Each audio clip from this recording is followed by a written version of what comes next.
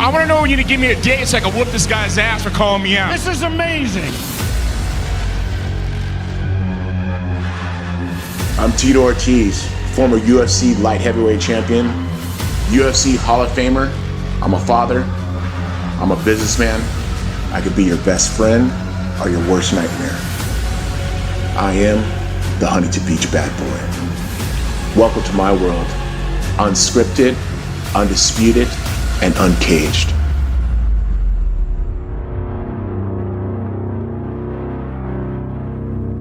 When I get to about 16,000 feet, get lightheaded, I just go a little numb. And the drop,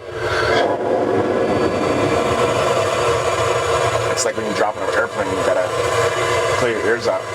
I like to be on your live for my fans. Like I say, my life's transparent. I say how it is. My opponents, I'm gonna whoop you. Would I fight Connor? Shit. That little kid's he's too small. Do a catch weight. I'll cut down to actually 200 pounds to give him a chance, but he has to be at least 190.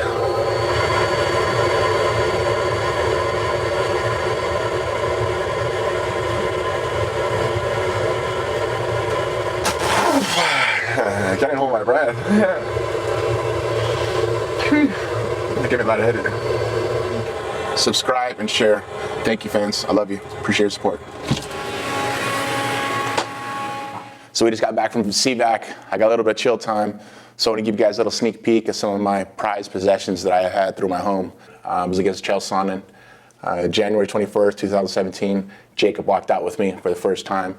And this is probably one of the happiest moments I had in my life to share my fight career with my kid, have him walk out with me, and he was really, really proud. So this actually was a real photo, but they did it with an oil painting. So this is all oil painting that is done.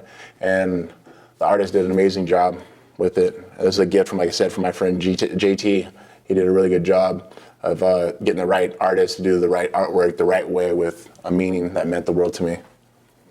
I do the Los Angeles Police Department Memorial Foundation every year, and this year, 2016, they actually gave me my badge with a memorial, picture of the memorial behind it. I'm a huge supporter of our men and women in blue, so it was a gift from them. I'm very thankful to have this from them, so of course I hang it underneath another one of my prized possessions.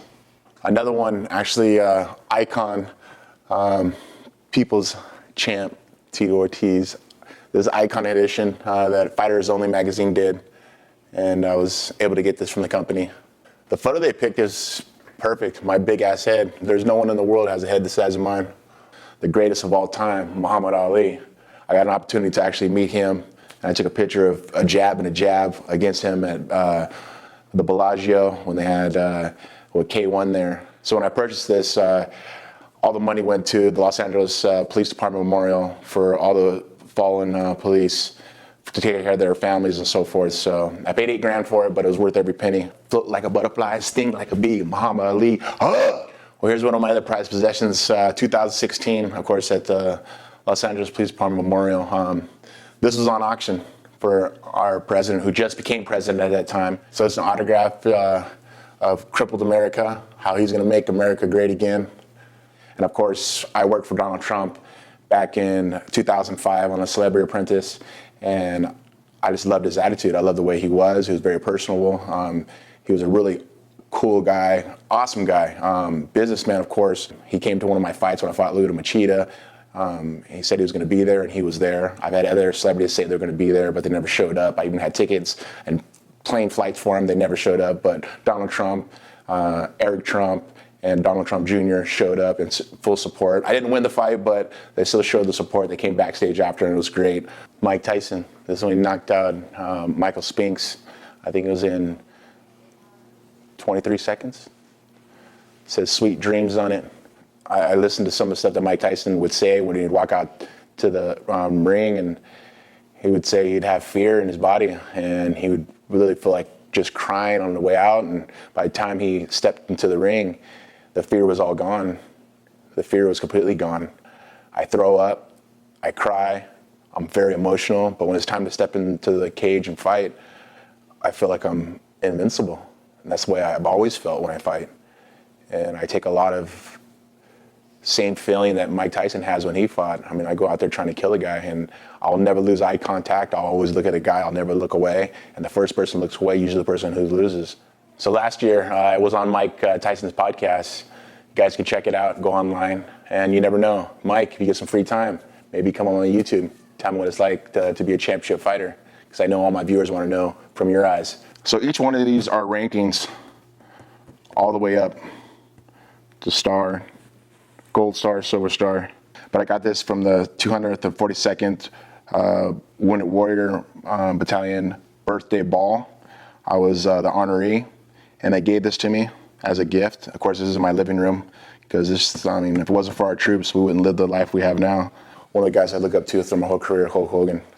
And I believe this is WrestleMania 2, him versus King Kong Bundy in the steel cage match. I remember it to this date. I've really tried to instill this into my children, into kids who watch me fight. You know, Hulk Hogan was always saying, say your prayers and take your vitamins. That was Hulk Hogan. That was what he sold. And I try to do the same thing, is just be honest, work hard for what you believe in. Don't let anybody hold you down. Always be able to speak up and speak out. I got the Triple J's behind me, the greatest ever. Magic Johnson, LeBron James, of course, Michael Jordan. Kind of weird because my boys are Triple J's, Jesse, Journey, and Jacob. And a person that I've looked up to through my career too is Dennis Rodman. I started out my freshman year in college, and I would bleach my hair, and every week I would dye my hair a different color. And it was just to get a little bit more attention, but it did work, because when I was fought in the UFC, I bleached my hair, and I was the kid from Huntington Beach with flames on the shorts. It stuck, it worked, it was a gimmick, and I used it and I stuck with it. I got this right before I fought Forrest Griffin in 2012. And I actually think it was the same day that I fought Forrest Griffin in 2012. I went to the UFC Hall of Fame, and I was inducted the same day that I retired in the UFC. All of the Hall of Fame is etched out. My face logo is all etched out, so they did an amazing job on this. It's amazing, it's a thick piece of glass, and I think they only made 10 of these. So the new Hall of Fame design is a lot different, so this is one of a kind. These are for all my championship fights with the UFC. And just thinking about it right now, I got an idea. I know Alberto Del Rio got gold. So you guys will watch my next episode, and you guys will hear the story behind this idea that I have, and I think it's a damn good one. Of course, having all the homes and cars, boats, my prized possessions. The biggest prized possession is, of course, my boys. My son Jacob, who lives in Arizona, and of course, these two guys, Jesse and Journey. Jesse, Journey, and Jacob, I do everything in my power to make sure that they have a bright future. This is my family, my love, my everything. So now I'm gonna go do some ground and pound and some boxing, but the reason I do all this stuff is for my boys. Make them good. All right, so Jason Perla got the day off today, but I'm still doing my work. Of course, we got Alberto Del Rio right here. You guys are gonna see what it's like to get punched, and you're gonna see what it's like to be the puncher. Hope you guys enjoy my bag work for the day. All right, so we're doing my bag work, and my bag work, I'll go work from bag to bag to bag, work my way all the way down, work back around to the speed bag, we'll do some ground bag. I'll put it by about anywhere from 8 to 10 rounds. 10 is a good number for me, so I think we'll work for 10. We'll do 5 sets of 100, so that's 500 sit-ups, 5 days a week. To give Alberto Del Rio a 5-finger slap. I'm gonna take him down, I'm gonna punish him with an elbow. And just for the Diaz brothers, I'm gonna have to give a little stomp in slap. I'm gonna say what the 5-finger says in his face. Slap! There's free money. I'm getting paid to get in shape. I'm getting paid to put my 3 times a day, 5 days a week, twice on Saturdays, triple time on Sundays. I'm here to put my time in the gym to give as much as I possibly can. So I'm gonna take the soul, I'm gonna take his name, I'm gonna smash him through the cage. So this is Bryce. We've known each other for about, what, 20 years now? 20 years, yeah. Yeah, 20 years. We used to train with the same Muay Thai guy, Colin Oyama. My first sponsor, Punish Me Athletics.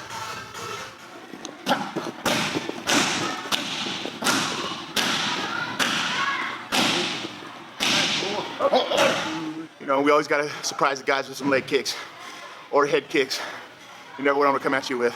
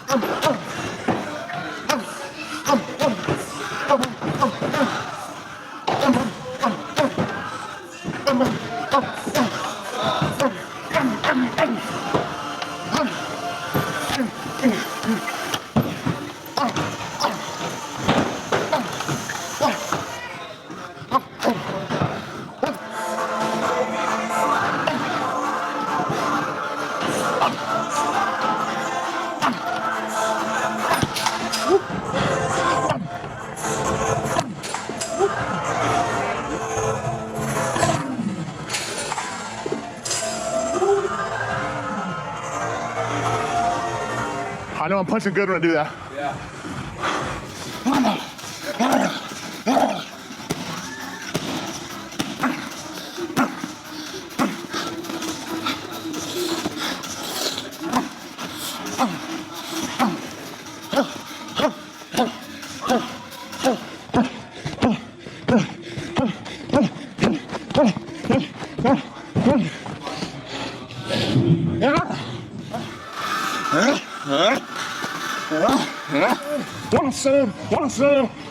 One son.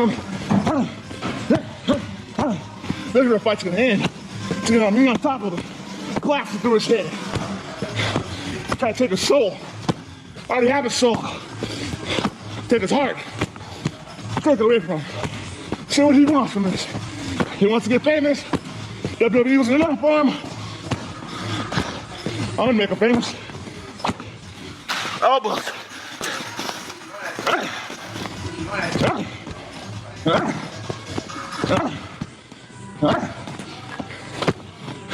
Take my surgeries for weaknesses. I don't have no weaknesses. Surgery's made me more powerful, more durable. Trap the arm. I can't be stopped. I won't be stopped. I understand the word give up. I don't give up. I work through it. If it hurts, I work through it. Stop.